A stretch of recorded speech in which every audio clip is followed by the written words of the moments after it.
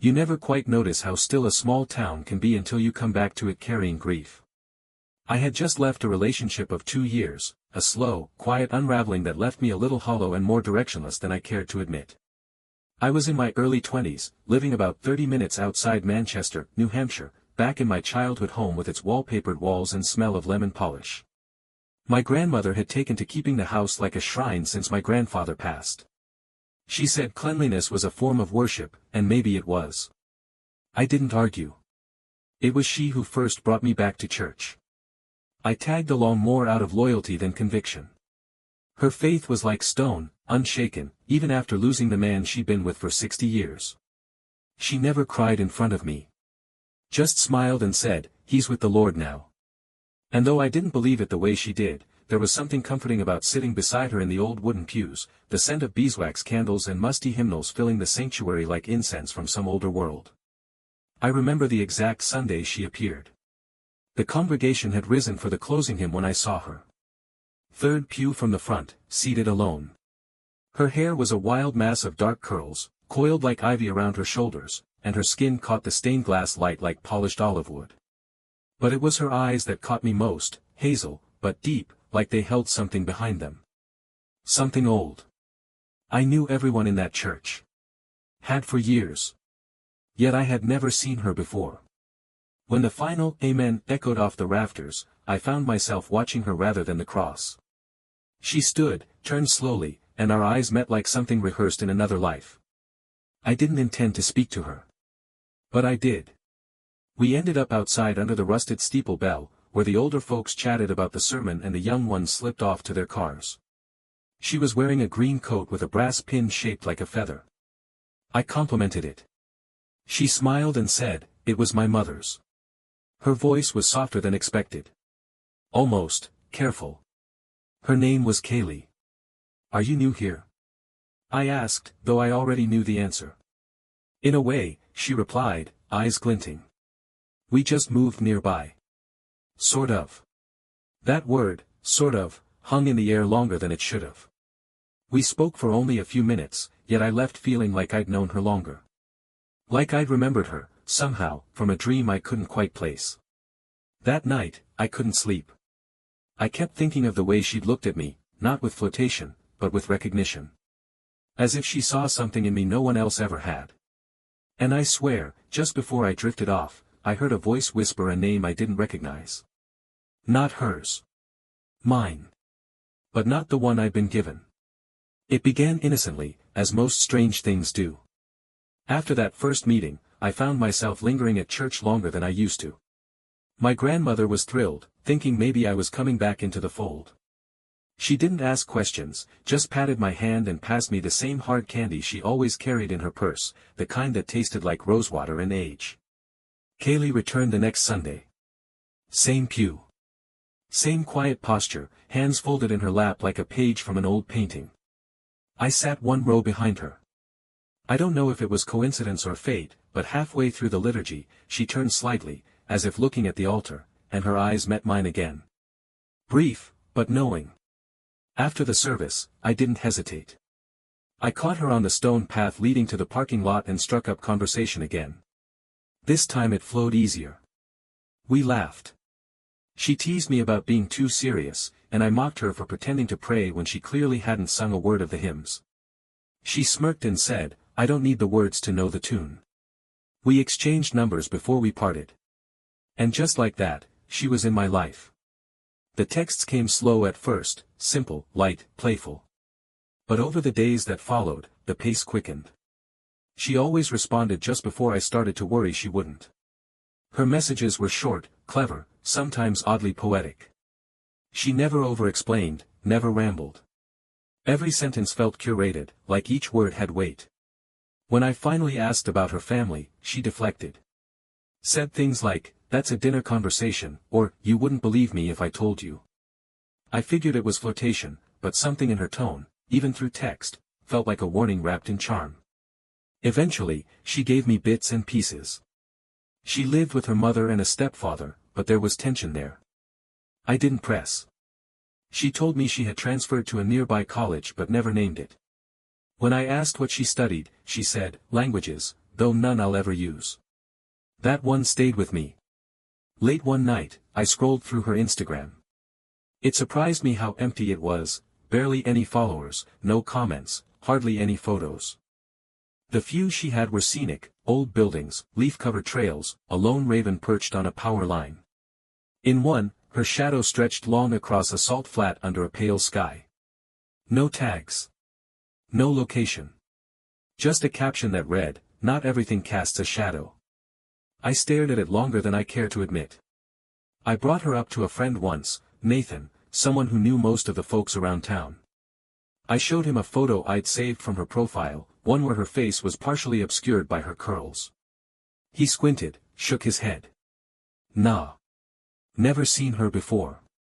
"She local?" "Sort of," I replied, almost without thinking. The same word she'd used. That night, I dreamed I was in the church alone. The candles were all lit, but the pews were empty. I stood up, and the light above the altar flickered. Then a voice, her voice, spoke from the pulpit, but the words weren't English. They were beautiful, mournful, and ancient. I woke up breathless.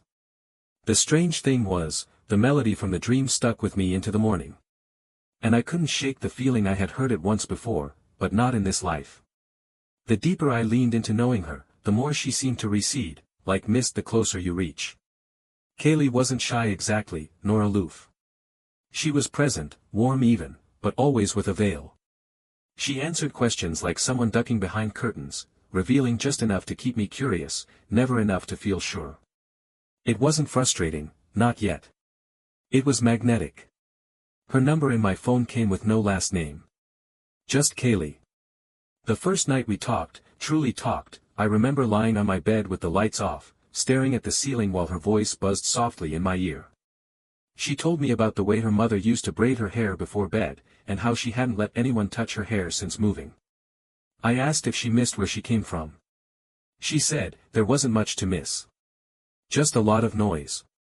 Where was that? I asked. A pause. Then, out west. Doesn't matter anymore. I laughed, trying to ease the silence. You talk like someone who just fled a cursed village. She didn't laugh back. She said, maybe I did. I didn't ask again. Curiosity got the better of me that weekend. I tried to find more about her online. Not in a creepy way, just the usual digital detective work everyone does when they're smitten. A name search. Social media profiles. Old posts. Mutual friends. The usual web we're all caught in. But Kaylee didn't exist. Her Instagram, which I already knew was sparse, had no likes. No comments. No tagged photos. Her display name wasn't even her full name, just a poetic handle at thistle.in.glass. No bio. No link. No birthday. I tried Facebook. Nothing. No Twitter. No LinkedIn. Nothing on her college's student directory either, not under her first name, nor any variations. It was like she'd sprung into being the moment she stepped into that church. I showed her photo, one she'd sent me, blurry but sweet, to my friend Melissa.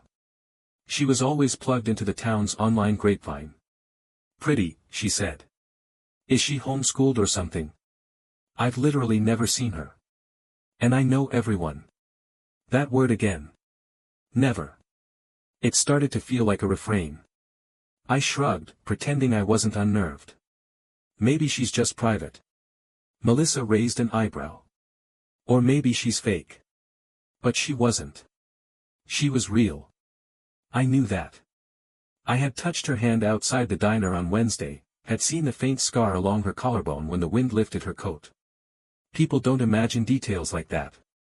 The next time we met, I brought it up, her non-existent digital trail. I did it gently, half joking. You've got less online presence than my grandma.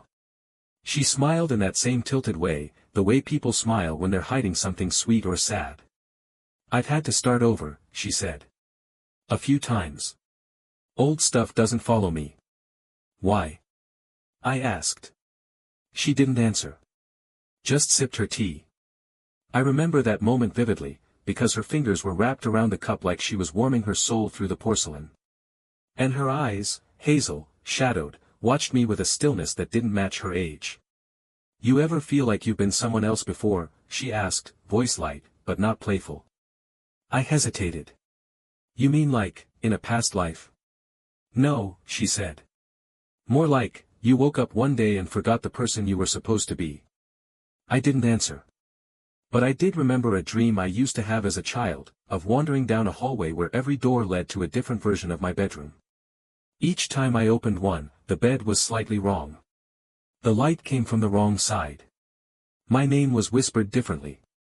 That dream stopped when I was 10. And somehow, I knew, not believed, but knew, that Kaylee had been in one of those rooms. Waiting. It was late October when we finally made plans to see each other properly, outside the hazy warmth of church pews and soft glances. The air had that crispness to it, the kind that smells like burning leaves and distant wood smoke. Autumn in New Hampshire feels older than the land itself, like the bones of something ancient stirring beneath the soil, just shy of waking. Kaylee wore a long brown coat with a high collar and a scarf tied around her neck like a ribbon on a secret. Her hair was braided loosely, the curls resisting confinement, wild as ever. When I picked her up outside her address, a small, pale blue house tucked behind a weathered fence, I noticed there were no lights on. Not even a porch bulb. No car in the driveway. Just her, standing under a street lamp with a smile that didn't quite reach her eyes. We kept the date simple. A movie first, something forgettable, loud, with shaky plots and popcorn that tasted like cardboard. She laughed at the wrong parts, or maybe I was just focused on her too much to follow the rhythm of the story. Afterward, we wandered into a small family-run diner with formica tables and coffee that tasted like hot memory. She stirred cream into her cup with slow, careful motions, like she was watching clouds form. I asked her what she wanted to do after college. "Don't know if I'll finish," she said, without sadness.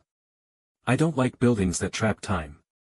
That was how she spoke sometimes, like her words came from some worn-out book nobody else had read. It was cryptic, but poetic in a way I couldn't resist.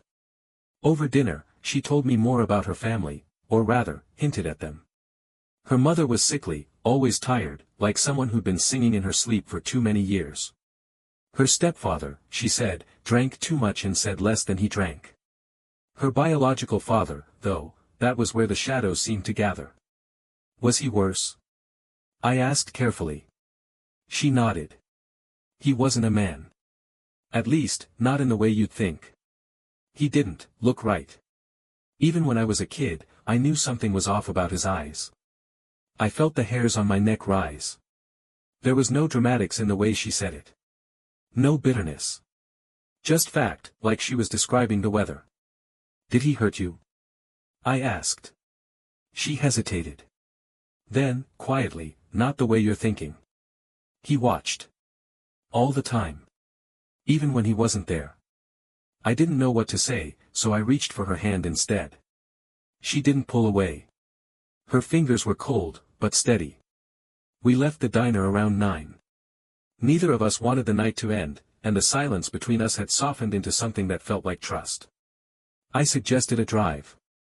"Out where the stars are," I said. "No lights." She smiled, and this time it was genuine.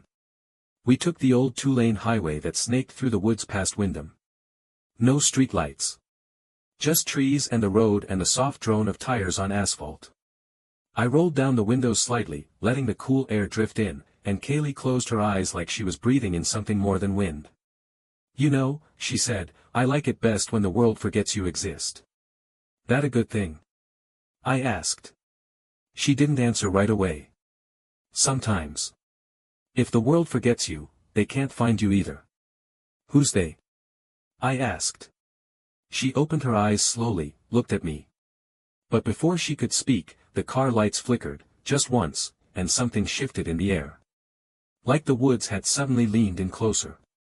Like the night itself had started to listen. And that was when I noticed her humming. Very softly. A tune I didn't know, but that I recognized all the same. The road narrowed as we drove deeper into the trees, their branches knitting overhead like fingers forming a prayer. The headlights strained against the dark, revealing little more than twisting asphalt and leaves the color of old fire. Kaylee sat quiet beside me, still humming that low, haunting melody. It didn't rise or fall like a song, no chorus, no refrain. Just a continuous stream of notes, each one folded into the next like water slipping over rocks. It was beautiful and strange and impossibly familiar. I didn't dare interrupt. We passed a rusted sign, half-eaten by lichen. I couldn't make out what it said. The road had no name on the GPS, just a long, unbroken line. The kind of road that feels like it was carved before maps ever tried to tame the world. "You okay?" I finally asked, gently. She blinked, as if surfacing from a dream. "I'm always okay in places like this," she said. "Where the trees remember." "What do they remember?" I said, trying to keep my tone light. She turned toward the window, her voice barely a breath. "Everything." A few miles later, she reached for the window crank, an old manual kind, the kind my car still had, and rolled it down. She stuck her hand out into the cold air, letting her fingers dance against the wind. Her sleeve slipped back just enough for me to see a thin mark on her wrist, almost like a burn, but more intricate. Not random. Curved and looping. I didn't ask. Something about it felt private, sacred even. The humming started again. Louder this time. Not quite tuneless anymore. Almost like a lullaby, if lullabies could be sung in a language no mother had ever known. And then she began to speak. At first I thought it was still humming. Then I thought it was a whisper. But the cadence was too rhythmic, too precise. The words weren't English. Not French. Not Latin. I couldn't place them. They tumbled out of her mouth in quick succession, rising and falling like waves, sharp consonants wrapped in velvety vowels. It wasn't gibberish, it had structure. Like something ancient. I glanced over. Her eyes were closed. Then they opened, but not like before.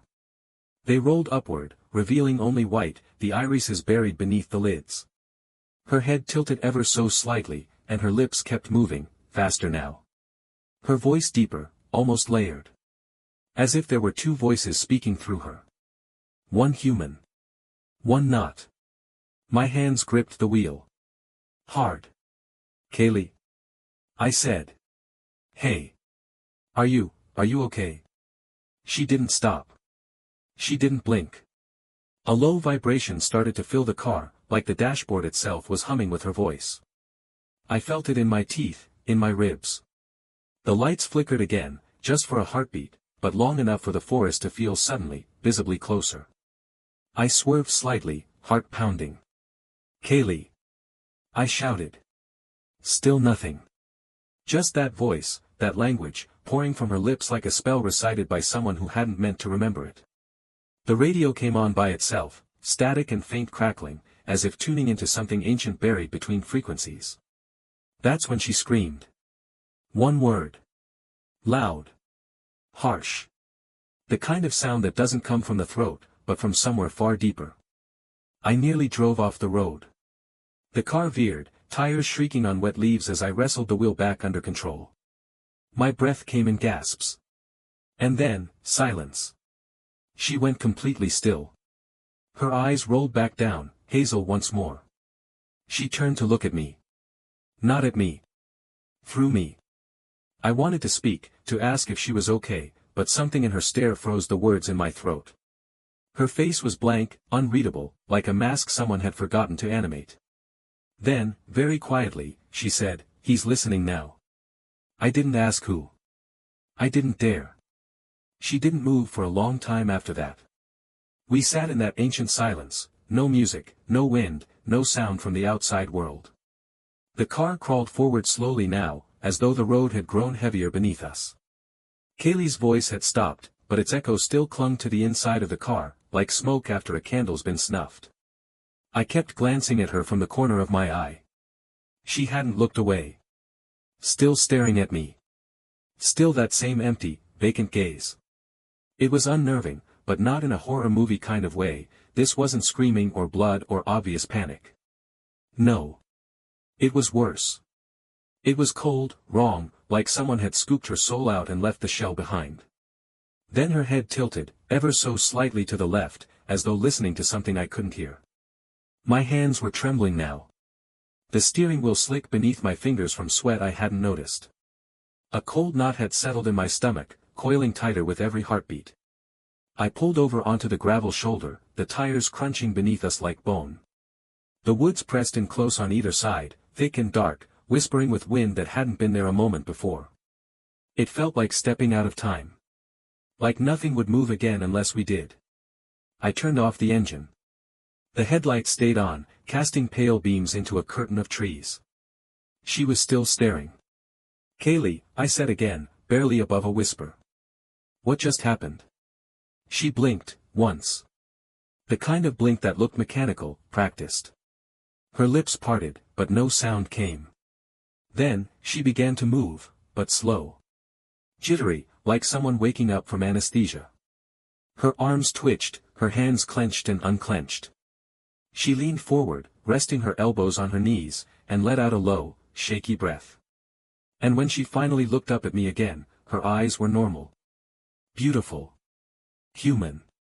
But the fear in them was not. "Drive," she said.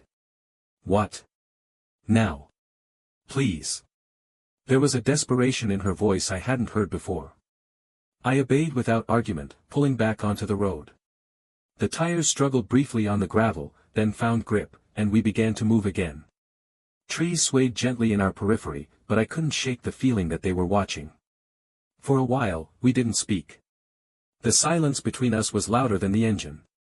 Eventually, she said, "You shouldn't have seen that." "What was that?" She hesitated. I glanced at her, and I saw her jaw was tight, her shoulders drawn up like a child bracing for a scolding. "Something old," she said at last.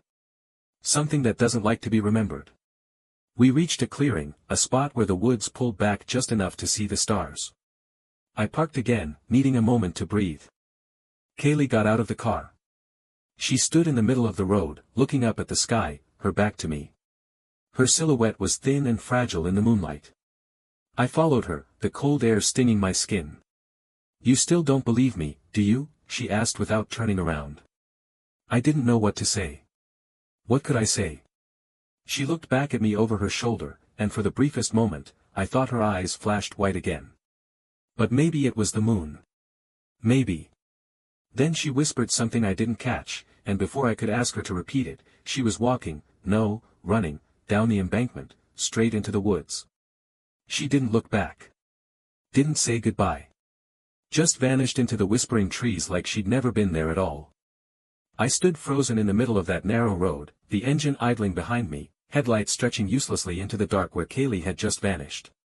For a moment, I truly thought she would come back, that she'd laugh, step out from behind a tree and say it was all some elaborate joke, a test of courage, some strange and twisted flirtation. But the woods didn't laugh. The woods listened. Her footsteps had faded too quickly, like the earth itself had swallowed them. The last rustle of brush settled back into silence, and I was alone. I shouted her name once. Then twice. The sound of it came back hollow and wrong, bounced from bark and bramble like it didn't belong there. "Kaylee." No answer. I grabbed my flashlight from the glove box and slipped on my jacket, heart pounding like a drum in my chest. I should have called someone. The police, maybe. But what could I even say? "Yes, officer," my date just started speaking an unplaceable language with rolled back eyes and then ran into the woods like her soul was on fire. Even to myself, it sounded absurd. So I followed her. The trees closed in fast. Within moments, the car was out of sight behind me, its beams now just a distant glow through twisted limbs. The path, if you could call it that, was uneven, full of roots and loose soil, and the air grew colder the deeper I went. The flashlight beam trembled in my hand, catching glimpses of mossy trunks, startled birds, the occasional glint of spider eyes in the underbrush. Every now and then, I thought I heard her. A whisper. A breath. A note from that strange song, bleeding through the silence. Then I saw it. A scrap of fabric, snagged on a branch, a piece of her scarf. The thread shimmered faintly, like silk catching moonlight, even though the trees overhead allowed little of it through. I pocketed it and pressed on. I can't say how long I wandered. Minutes? An hour? Time twisted in that place. My phone had no signal, and the screen stubbornly blinked 111, over and over again, no matter how long I walked. Eventually, the trees thinned slightly, revealing a small clearing. At its center stood a stone archway, old and half swallowed by ivy. It was out of place. No trail markers. No ruins nearby. Just, the arch freestanding. Like someone had once built a doorway for things not meant to pass. I didn't approach it. Something in me recoiled. And then, I saw her. On the far edge of the clearing, between two trees, Kaylee stood barefoot in the leaves, her coat gone, her hair unbound. She didn't move. Didn't speak. Just watched me with those deep, unfathomable eyes. "Kaylee," I said, voice cracking with cold and confusion. "What's going on? Why did you run?" She tilted her head slowly. "You followed." "Yes," I said, stepping forward, trembling. "You scared me. I thought." "You weren't supposed to follow," she said softly. "They'll see you now." "Who?" I began, but the air changed. The wind dropped. Every bird, every insect, every whisper in the branches stopped. Silence as thick as snow fell around us. And then, beyond her, movement. Tall, impossibly tall shadows began to stir between the trees, too narrow, too still. Their forms blended with the forest, like something hiding behind a mirror. They didn't walk. They leaned, the way trees might if they decided to stop pretending. Kaylee's voice broke through my mounting dread. "Close your eyes," she whispered. I didn't ask why. I did. And in the darkness behind my eyelids, I saw light, not from the flashlight, not from stars, but a cold, blue flame dancing just behind my ribs. Something stirred awake inside me. And I remembered, a name that wasn't mine, spoken in a voice I hadn't heard in years. Kaylee's voice, but older. "I tried to warn you," she said. Then the wind returned, all at once, howling through the trees like the forest was exhaling. When I opened my eyes, the clearing was empty. She was gone. So was the arch. Only my own footprints remained in the leaves, twisting in circles, like I had been walking alone the entire time. I staggered back toward the car with the flashlight dimming in my hand, each step feeling heavier than the last. My head swam with half-formed thoughts and the echo of Kaylee's voice, "You weren't supposed to follow." It rang in my mind like the last toll of a church bell, distant and final. The trail back wasn't the same. The path I thought I'd taken twisted in directions I didn't remember, landmarks shifted or vanished altogether. I retraced my steps based on instinct more than memory, until at last I saw the glow of headlights between the trees like a lighthouse in the fog. Relief should have come then. It didn't. I stood beside the car for a moment, staring at the door handle, hand hovering just above it. My breath steamed the cold night air, and for a moment, I was afraid to get back in, afraid that when I turned the key, something else might be sitting in the passenger seat. Something that wore her shape. But the car was empty. Exactly as I left it. The engine sputtered, but came to life, and I sat there gripping the wheel, letting the heater groan back to life. I didn't drive yet. I just sat, trying to make sense of the pieces in my head that no longer seemed to fit. When I got home that night, somehow near 3 a.m., though I swear it couldn't have been more than an hour since she ran, I tried texting her. The message didn't go through. I tried calling. It rang once, then silence. By sunrise, the number no longer existed. Her Instagram had vanished, too. Gone entirely.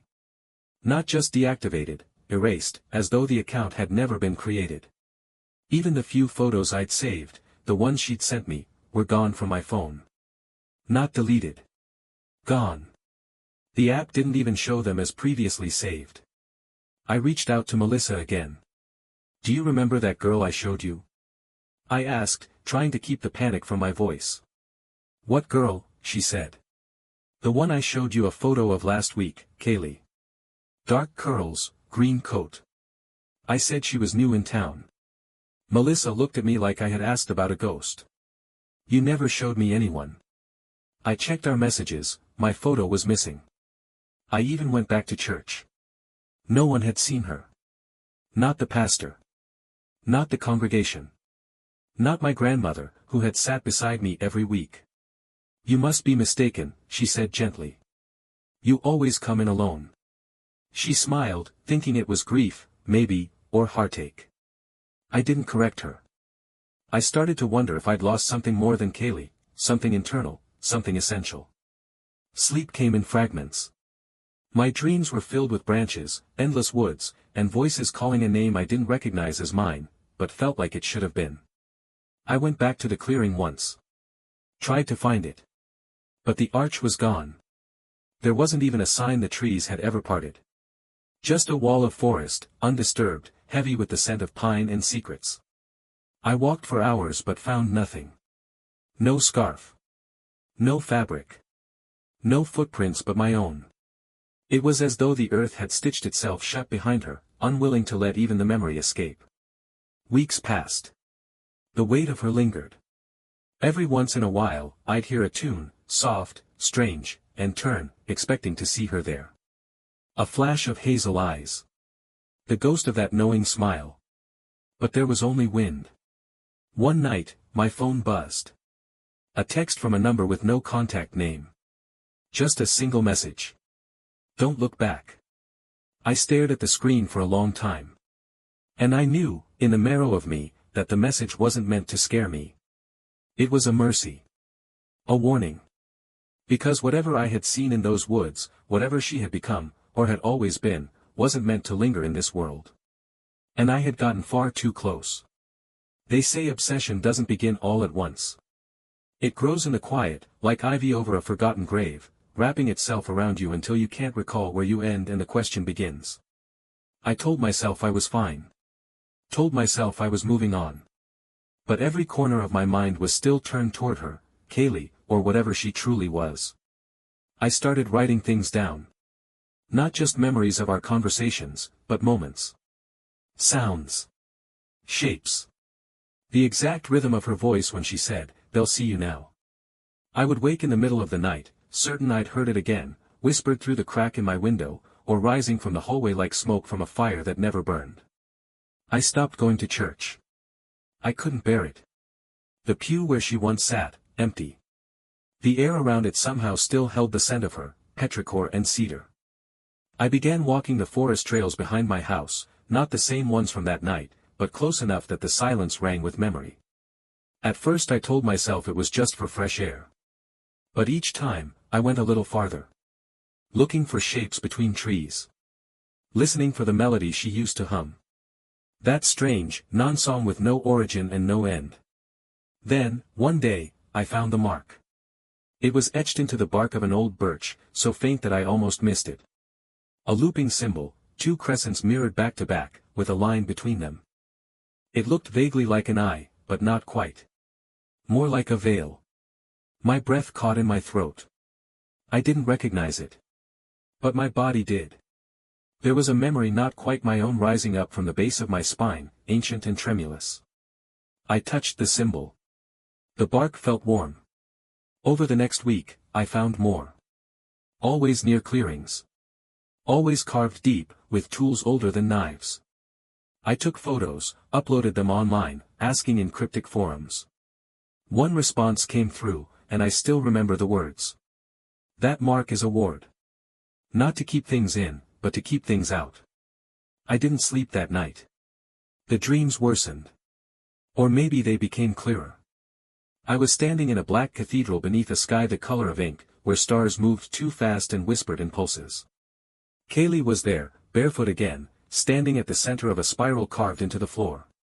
Around her, shapes moved, tall and narrow like shadows stretched across water. They never came close. They watched. And she was speaking, but not to them. To me. I woke up each time with a start, soaked in sweat, her name on my lips. It was in one of those half-sleep states that I began sketching the spiral from the dream. It poured out of me like breath. I wasn't even conscious of my hand moving. When I came to, I'd filled an entire notebook. Page after page. Each spiral different, yet, identical in feeling. Some were clean. Some were tangled with other lines, marks that looked more like writing than art. I brought them to a professor at the local college. A friend of a friend. He flipped through them slowly, then asked in a tight voice. Where did you see these? I didn't answer. He didn't push. But before I left, he told me, these look like proto-symbolic glyphs. Not tied to any one culture. More like, collective memory. I asked what that meant. He said, things we're all born knowing, but forget. Until we're reminded. That night, I returned to the birch with the first symbol. I traced it again with my fingers. And this time, it wasn't warm. It was breathing. The spiral had begun, and I was caught inside it. Kaylee's voice still came, sometimes from the corners of rooms, sometimes from behind my reflection in the mirror. One night, I stood outside and whispered into the woods, "What are you?" And the wind answered back, using her tone. "You already know." But I didn't, not yet. I only knew that whatever thread she'd pulled from the edge of the world, it was still unraveling. And I was no longer sure I wanted it to stop. I wrote this down on an old piece of parchment I found in my grandfather's desk, tucked beneath faded war medals and a rosary that hadn't seen daylight in decades. It felt right, somehow, like the words needed a vessel older than paper and ink, something more weathered. More willing to hold a memory that might not belong to this world. It wasn't meant to be a confession. More like, a letter. To her. To Kaylee, if that was her name. Or the shape she wore. Or the echo she left behind. I don't know where she is now. Maybe she never was here in the way I thought. Maybe she was just passing through, a storm that bent the trees, whispered a secret, and vanished before the first drop hit the ground. Or maybe she's still watching. Here's what the letter said. Kaylee. It's been 3 years. The seasons still change, but they don't mean what they used to. Autumn doesn't smell like bonfires anymore, it smells like you. Like damp earth and cedar smoke and wind that carries no leaves. I still remember your voice, soft and careful, like every word was an incantation you weren't sure I was ready for. I still hear that melody sometimes. That ancient tune with no name. I hum it without realizing. It makes animals stop and look at me. Sometimes, I see you in crowds. Not your face, but your presence. Like something slips behind a corner just as I glance up. My dreams are filled with forests that don't belong to this world, and roads that loop back into themselves. There are doors there now. Arches carved from stone. Always half open. Always humming. I think I understand now. You weren't hiding from the world. You were hiding from what's beneath it. The things that watched you when you were a child, they saw me, too. And now I see them. Reflections in puddles that ripple when there's no wind. Flickers of eyes in trees that were never rooted. The sound of feet behind me that stop when I turn. I've learned to stop looking back. Because I remember what you said, they'll see you now. And I think they have. I'm not afraid, not the way I thought I would be. You gave me something. Not an answer, not a promise, but a question. One that lives behind the heart. One that keeps pulling me toward the veil's edge. I still don't know what you were. A girl. A ghost. A warning. A guide. Maybe all of them. Maybe none. But I know this. I didn't imagine you. And if this is a story I'm doomed to carry alone, then so be it. Some stories don't want to be believed. They want to be remembered. So I'm remembering you. In every forest path I take. In every silence that hums. And in the name I never told you. The one I heard in the clearing, when the world fell still, and the spiral opened, and I remembered who I was. Yours, in shadow and song. Elias. I never sent it. There was no address. I burned it, folded between cedar leaves and sage, beneath a sky choked with stars. The flames turned blue. And just before the last ember died, I heard it. Her voice. Humming that same, nameless tune. As though she'd been waiting.